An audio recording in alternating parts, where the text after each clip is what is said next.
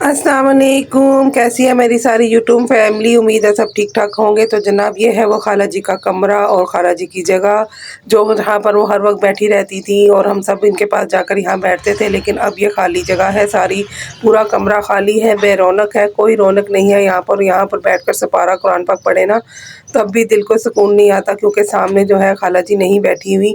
लेकिन इंशाल्लाह ताला आहिस्ता आहिस्ता कुरान पाक की तिलावत से सबको सब्र आ जाएगा। तो खैर ज़िंदगी चलती रहती है, ज़िंदगी नहीं रुकती, ज़िंदगी के काम रुकते नहीं हैं, काम करते रहना, काम चलते रहते हैं। तो यहाँ पर ना मैं अपने घर में हूँ, तो ये ना झाड़ू मेरा ख़राब हो गया था, तो ये झाड़ू मैंने आपके साथ शेयर करना था। ये झाड़ू ना इतना अच्छा प्लास्टिक का झाड़ू है, तो ना 3 साढ़े 300 का ही आता है, लेकिन ये इतना अच्छा चलता है 3-4 महीने। तो 3 महीने तो ये आराम से जाता है, ना ये टूटता है, ना ये ख़राब होता है। और इससे ना सफाई भी बड़ी करना भी आसान है, क्योंकि इसके साथ ना लंबा डंडा होता है। वैसे तो फूल झाड़ू भी बहुत अच्छा था, लेकिन ना वो हर महीने टूट जाता था, हर महीने आता था। उसकी भी कीमत इतनी ही है, 320, 300, साढ़े 300 कीमत है उसकी। लेकिन उसके मुकाबले में ना ये झाड़ू मुझे ज़्यादा अच्छा लगता है, क्योंकि इसके साथ ना आप एक तो सफाई भी आराम से कर लेते हैं खुश्क जगह पर भी, और गीली जगह पर आप धुलाई भी, मतलब पानी के साथ आप जो धुलाई करनी होती है ना घर की सफाई की, तो वो भी आप इसके साथ आसानी से कर सकते हैं। तो अगर आपको ये झाड़ू अच्छा लगे तो आप ज़रूर इसको लीजिएगा और ज़रूर ट्राई कीजिएगा, और मुझे कमेंट में आकर बताइएगा कि झाड़ू आपने लिया और आपका एक्सपीरियंस इस झाड़ू के साथ रह कैसा रहा। उसके बाद जनाब मरीज का छोटा सा एक्सीडेंट हो गया है और उसको ना चोट लगी हुई है काफ़ी बुरी, लेकिन अब तो माशाल्लाह से थोड़ी बेहतर हो गई है वो। शुक्र अल्लाह का कि एक्सरे हमने करवा लिया है, तो अंदर कोई फ्रैक्चर वगैरह नहीं है, बस ना मांस फटा हुआ है और हड्डी पर थोड़ी चोट लगी है, गोश्त फटा है, तो उसकी वजह से ना पाँव पे काफ़ी स्वेलिंग थी। तो डॉक्टर ने दवाई दे दी, साथ इंजेक्शन दे दिया, साथ उसने कहा टकोर करें 3 से 4 दफ़ा दिन में। तो टकोर करने से काफ़ी फ़र्क पड़ गया है। अब हल्की फुल्की सी दर्द उसकी रह गई है। वज़न डालती है या फिर लटका कर पाँव रखती है ना, तो पाँव दोबारा से स्वेल हो जाता है। तो आप दुआ करें कि उसके एग्ज़ाम है, तो एग्ज़ाम से पहले पहले ना उसका पाँव बिल्कुल ठीक हो जाए।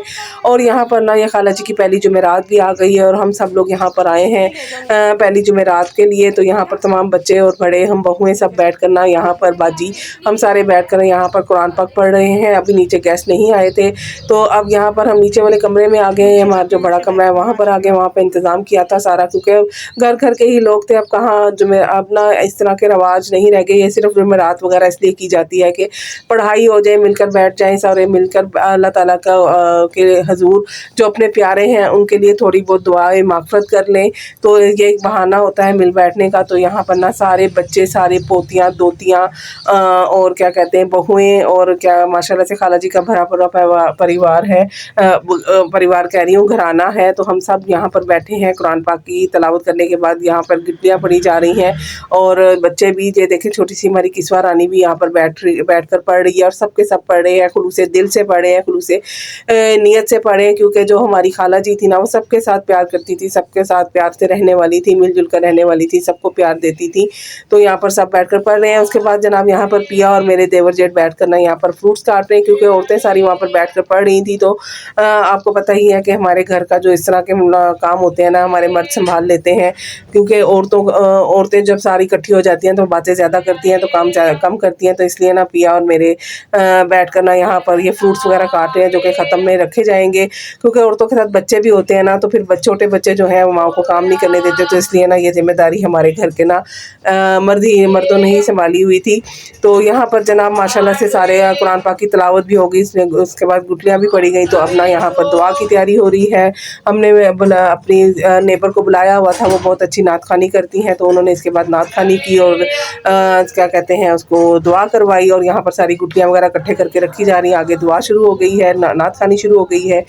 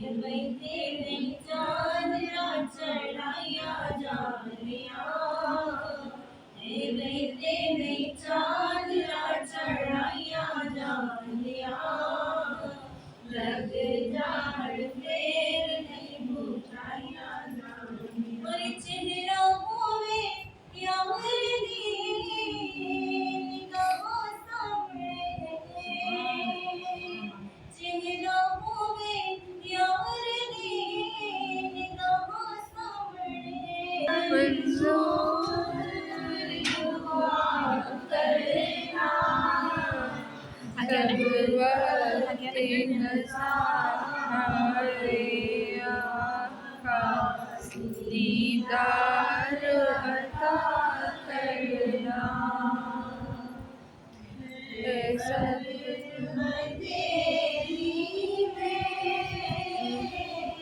घबराऊंगी जब तन्हा, इमदाद मेरी कर देना, आ जाना रसूल अल्लाह, रोशन मेरी गुर्बत को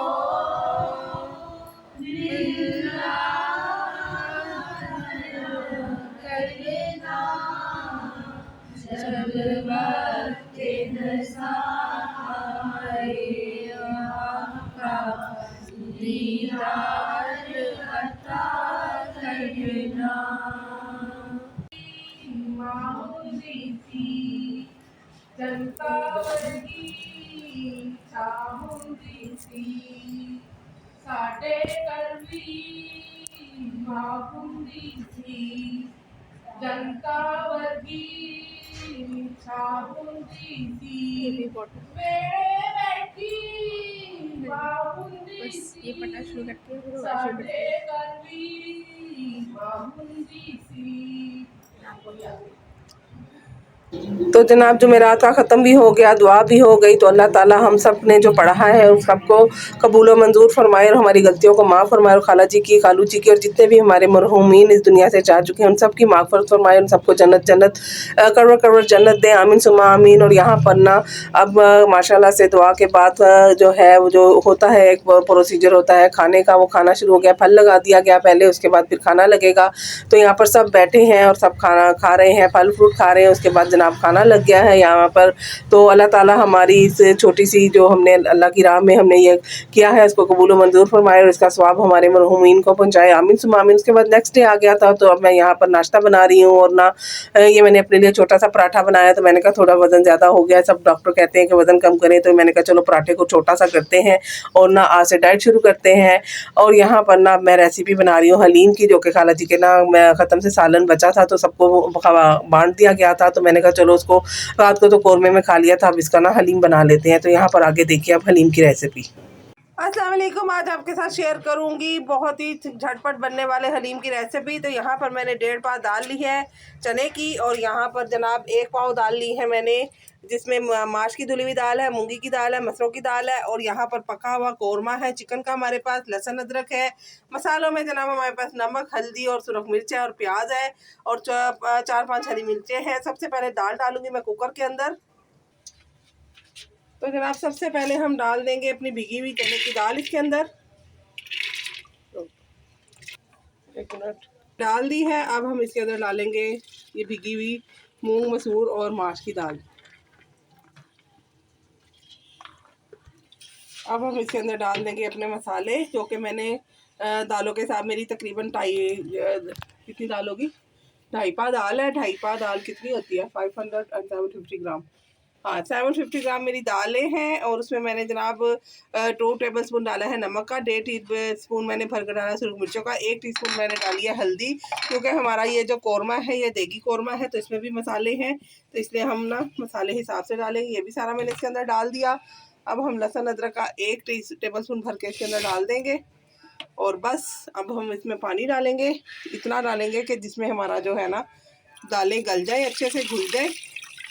ये देखिए इसमें बोटियाँ अच्छी खासी हैं, तो ये बड़ा अच्छा हमारा झटपट हलीम बन जाएगा। बस अब हम इसको मैं कुकर लगाऊंगी, और कुकर जब बोलेगा ना तो तकरीबन 15 मिनट में इसको बोलने दूंगी। दालें, गोश्त सब कुछ गल गया था, तो ना मैं क्लिप लेना भूल गई, मैं नहाने चली गई थी क्योंकि आज जुम्मा है, तो उतनी देर में ये सारा काम हो गया था, तो जल्दी जल्दी से मैंने अब इसको किया है। बस दालों को देगची में डाला है, चिकन को मैंने बोटियों को निकाल लिया था, बोटियों को अलग से रेशा कर करके इसके अंदर डाला है, और अब इसके अंदर अच्छा सा घोटना डाला है, और दलिया भी इसके अंदर मैंने ना बॉइल करके डाल दिया, क्योंकि दलिया मैं दालों के साथ डालना भूल गई थी। आपके पास चावल हो तो आप चावल भी डाल दें, तो मैंने दलिया डाल दिया। तो ये देखिए हमारा हलीम रेडी हो गया, और यहाँ पर ना मैंने प्याज भी फ्राई होने के लिए रख दी है, क्योंकि हलीम हमारा रेडी हो गया है। इसमें आधा चम्मच मैंने काली मिर्च, पिसी हुई काली मिर्चों का भी डाला है। पता है मुझे, इंग्लिश मत नहीं है। जनाब हलीम हमारा रेडी हो गया, अच्छे से घोटा भी मार दिया है मैंने, आपको रेशे भी नज़र आ रहे होंगे और सब कुछ नज़र आ रहा होगा।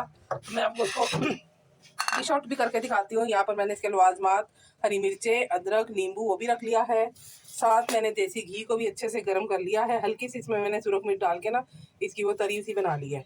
अब जनाब इसको डिश आउट करते हैं। बिस्मिल्लाहिर्रहमानिर्रहीम। तो सबसे पहले निकालते हैं खाला जी के लिए, क्योंकि खाला जी को मेरे इस तरह की चीज़ें बड़ी पसंद होती थी और बड़े शौक से, माशाल्लाह कुछ ख़राब थी, सब कुछ ही शौक से खाती थी, बस अपना उम्र की वजह से मिर्चें लगती थी तो खाना पीना कम कर दिया हुआ था उन्होंने। तो सबसे पहले निकाला जनाब हमने अपनी खाला जी का हिस्सा। इसके ऊपर डालते हैं जनाब देसी घी गरम किया हुआ, साथ इसमें डालेंगे अदरक,